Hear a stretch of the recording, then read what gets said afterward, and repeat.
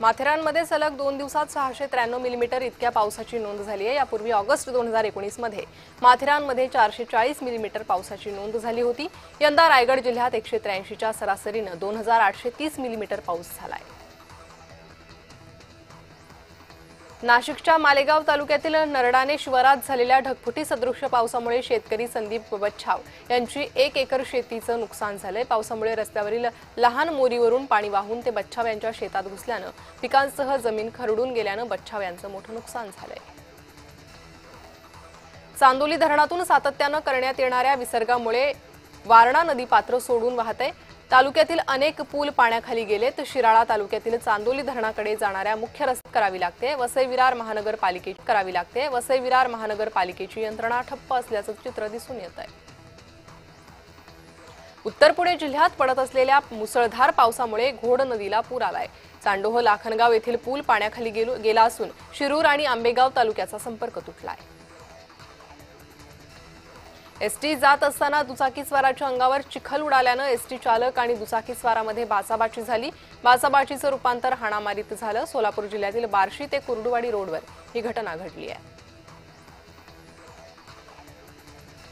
जोरदार पावसामुळे पेण तालुक्यातील जनजीवन विस्कळीत झालंय। बाळगंगा नदीच्या पाण्यानं धोक्याची पातळी ओलांडली आहे। पेणच्या पूर्व भागातील जावळी, निधवली, निफाड, करोटी, बाडले या गावांचा आणि आदिवासी पाड्यांचा तालुक्याशी संपर्क तुटलाय। सांगलीच्या कनेगाव भरतवाडी रस्त्यावर पुराचं पाणी आल्यानं भरतवाडी गावचा संपर्क तुटलाय। कनेगावहून भरतवाडीला जाण्यासाठी प्रमुख रस्त्यावर पाणी आल्यानं या गावचा संपर्क तुटलाय। कृष्णा आणि वारणा या दोन्ही नद्यांच्या पाणी पातळीत वाढ झाल्यानं मिरजेला याचा मोठा फटका बसलाय। मिरजेतील कृष्णा घाट येथे विस्तारित भागात कृष्णा नदीचं पाणी शिरलंय। पाणी पातळीत झपाट्यानं वाढ होत असल्यानं जनावरांना घेऊन शेतकरी पुराच्या पाण्यातून वाट काढत बाहेर पडतायत। दक्षिण सोलापूर तालुक्यात 8 दिवसांपासून पावसानं झोडपलंय। खरीप हंगामाच्या शेतीचं मोठं नुकसान झालं। खरीप हंगामातील भुईमूग, तूर, उडीद, मूग, सोयाबीन, कांदा, तीळ, मका, बाजरी या पिकांना अतिपावसाचा फटका बसण्याची शक्यता आहे। मुसळधार पावसानं गोंदिया जिल्ह्यातील धरण तुडुंब भरली आहेत। सिंचनाच्या दृष्टिकोनातून अत्यंत महत्त्वाचा असलेला गोंदिया जिल्ह्यातील मोरगाव अर्जुनी तालुक्यातील इटियाडोह धरण काठोकाठ भरलंय। फेसाळत्या इटियाडोह धरणाची विहंगम दृश्य काश्मीत भेंडारकर यांनी टिपली आहे। वाशिम जिल्ह्यातील अतिवृष्टीनं नुकसान झालेल्या भागाची कृषी मंत्री दत्तात्रय भरणेंनी पाहणी केली। अतिवृष्टीनं महागाव, बाळखेड, वाकद, शेलू, खडसे, मसलापेन त्यानंतर मालेगाव तालुक्यातील राजुरा, मंगरुळपीर इथल्या नुकसानीचा त्यांनी आढावा घेतलाय। गोंदिया जिल्ह्यात पावसानं जोरदार हजेरी लावली आहे। हा पाऊस धान पिकासाठी पोषक असल्यामुळे शेतकऱ्यांमध्ये समाधानाचं वातावरण आहे। नागपूरच्या जलालखेडातील पुनर्वसन येथील नागरिकांच्या घरात पाणी शिरल्यानं मोठं नुकसान झालंय। शेतीला तलावाचं स्वरूप आलं असून शेकडो एकर शेत पिकांचं नुकसान झालंय। तातडीनं पंचनामे करून आर्थिक मदत करण्याची मागणी शेतकऱ्यांनी केली आहे। सातारा जिल्ह्यात मुसळधार पावसामुळे धोम धरणातून कृष्णा नदी पात्रात 17,423 क्युसेक पाण्याचा विसर्ग करण्यात आलाय। कृष्णा नदीच्या पाणी पातळीत वाढ झाली आहे। यामुळे वाईचे महागणपती मंदिर अर्धे बुडालेत। वाई शहरातील नदीलगतच्या कुटुंबांना सुरक्षित स्थळी हलवलंय। पुणे शहरातील पुलाची वाडी या ठिकाणी घरांमध्ये पाणी शिरलं। खडकवासला धरणातून पाण्याचा विसर्ग करण्यात आल्यानंतर पाणी पुलाची वाडी परिसरात अनेक घरांमध्ये रात्रीपासूनच साचलं। पुण्यातील ओंकारेश्वर मंदिर पाण्याखाली गेलंय। शनिवार पेठेतील ऐतिहासिक अशा ओंकारेश्वर मंदिरात पाणी शिरलं असून मंदिर भाविकांसाठी बंद ठेवण्यात आलंय। नाशिकमध्ये पावसामुळे गोदावरी नदीची पाणी पातळी वाढली आहे। सध्या गंगापूर धरणातून देखील पाण्याचा विसर्ग सुरू केल्यानं गोदावरी नदीच्या पाणी पातळीत वाढ झाली आहे। दुतोंड्या मारुतीच्या गुडघ्यापर्यंत पाणी आलंय। त्यामुळे नदीकाठच्या नागरिकांना सतर्कतेचा इशारा देण्यात आलाय।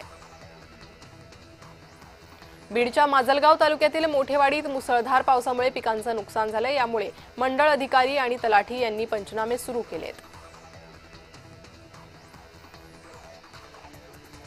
अकोला जिल्ह्यात पावसामुळे शेतकऱ्यांचं अतोनात नुकसान झालंय। अकोट तालुक्यातल्या चोहट्टा बाजार कुटासा महसूल मंडळात ढगफुटी सदृश्य पावसामुळे उभ्या पिकांचं नुकसान झालंय।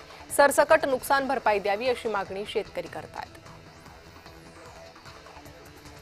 पालघर जिल्ह्यात पावसामुळे धरणांसह नद्याच्या पाणी पातळीत मोठी वाढ झाली आहे। सूर्या नदीत 17,000 क्युसेकनं पाण्याचा विसर्ग सुरू आहे। यामुळे नदीकाठच्या गावांना सतर्कतेचा इशारा दिला असून जिल्ह्यातील शाळा आणि महाविद्यालयांना देखील सुट्टी जाहीर केली आहे। रायगड जिल्ह्यात आज पावसाचा रेड अलर्ट जारी करण्यात आलाय। अधूनमधून पावसाच्या मध्यम ते हलक्या सरी बरसतायत। प्रमुख नद्या इशारा पातळीवरून वाहत आहेत। कोल्हापुरातील पंचगंगा नदी इशारा पातळीवर पोहोचली आहे। राधानगरी धरणातून 4,356 क्युसेक पाण्याचा विसर्ग सुरू आहे। नदी इशारा पातळीवर पोहोचल्यानं नागरिकांना स्थलांतरित होण्याच्या प्रशासनाकडून सूचना देण्यात आल्या आहेत। पिंपरी चिंचवड शहरातील पूर परिस्थिती निर्माण झाली आहे। यामुळे पवना, इंद्रायणी आणि मुळा नदीच्या काठी नागरिकांचं सुरक्षित ठिकाणी स्थलांतर करण्यात आलं आहे। नांदगाव तालुक्यात पावसामुळे छोटे मोठे धरणं आणि जलसाठ्यांच्या पाणी पातळीत वाढ होते। नांदगावचे नाग्यासाक्या धरण 100% भरले। त्यामुळे परिसरातील पिण्याच्या पाण्यासह शेती सिंचनाचा प्रश्नही सुटलाय। गडचिरोली जिल्ह्यात पुन्हा पावसानं कहर केलाय। पावसामुळे भामरागड तालुक्यातील पर्लकोटा नदीच्या पुलावरून पाणी ओसंडून वाहत असल्यानं तालुक्याचा संपर्क तुटलाय। जिल्ह्यातील तब्बल 13 महत्त्वाचे मार्ग पाण्याखाली गेलेत। सह्याद्रीच्या पर्वतरांगा परिसरातील सर्वच नद्या नाल्यांना पूर आल्यानं अनेक बंधारे पाण्याखाली गेलेत। तसंच पावसामुळे अनेक गावांचा संपर्क तुटलाय। भिवंडीत पावसामुळे भातसा धरणाच्या पाणलोट क्षेत्रात वाढ झाली आहे। धरणाचे स्वयंचलित दरवाजे 1.5 मीटरपर्यंत उघडले जाण्याची माहिती आहे। धरणातून मोठ्या प्रमाणात पाण्याचा विसर्ग होण्याची शक्यता आहे। यामुळे नदीकाठच्या गावांना सतर्कतेचा इशारा देण्यात आला आहे। नांदगाव तालुक्यातील माणिकपुंज धरण ओव्हरफ्लो झाले। यामुळे धरणाच्या सांडव्यातून निघणाऱ्या पाण्यामुळे ओ पॉइंट हा धबधबा प्रवाहित झाला। या धबधब्याबरोबरच नयनरम्य असे माणिकपुंज धरण देखील नांदगाव तालुक्यातील पर्यटनाचे मुख्य केंद्र बनले। बारामतीतील मुळा मुठा नदीच्या पाणी पातळीमध्ये मोठ्या प्रमाणात वाढ झाली आहे। मुळा मुठा नदी दुथडी भरून वाहत असून दौंड तालुक्यातील खामगाव दहिटणे भागातील जुन्या बंधाऱ्यावरून पाणी वाहण्यास सुरुवात झाली आहे। यामुळे नदीकाठच्या नागरिकांना सतर्कतेचा इशारा देण्यात आला आहे। पिंपरी चिंचवड शहराचं ग्रामदैवत असलेल्या मोरया गोसावी गणपती मंदिरात पवना नदीचं पाणी शिरलंय। मंदिराचा जवळपास अर्धा भाग पाण्याखाली गेलाय। त्यामुळे मंदिर दर्शनासाठी बंद करण्यात आलंय। कोयना धरणात 1,21,700 क्युसेकनं पाण्याची आवक सुरू आहे। कोयना धरणाचे सर्व दरवाजे 13 फुटांवर उघडले असून पाटण तालुक्यातील 253 लोकांचं सुरक्षित स्थळी स्थलांतर करण्यात आलंय। उजनी धरणातून भीमा नदीपात्रात 76,600 तर वीर धरणातून 54,760 क्युसेकनं पाण्याचा विसर्ग सुरू आहे। यामुळे पंढरपुरात पूरसदृश्य परिस्थिती निर्माण होण्याची शक्यता आहे। चंद्रभागा नदीकाठच्या गावांना सतर्कतेचा इशारा दिला आहे। नवी मुंबईला पाणी पुरवठा करणारं मोरबे धरण पूर्ण भरले। सतत पडणाऱ्या पावसामुळे यंदा ऑगस्ट महिन्यातच धरण भरलं। धरणाचे दोन्ही दरवाजे 25 सेंटीमीटरनं उघडण्यात आले असून 1,123 क्युसेक विसर्ग सुरू आहे। यामुळे आजूबाजूच्या गावांना सतर्कतेचा इशारा दिला आहे। पावसाचा रेल्वे सेवेवर परिणाम झालाय। यामुळे पुणे मुंबई रेल्वे सेवा बाधित झाली आहे। पुण्याहून मुंबईकडे येणाऱ्या सर्व लांब पल्ल्याच्या गाड्या रद्द झाल्या।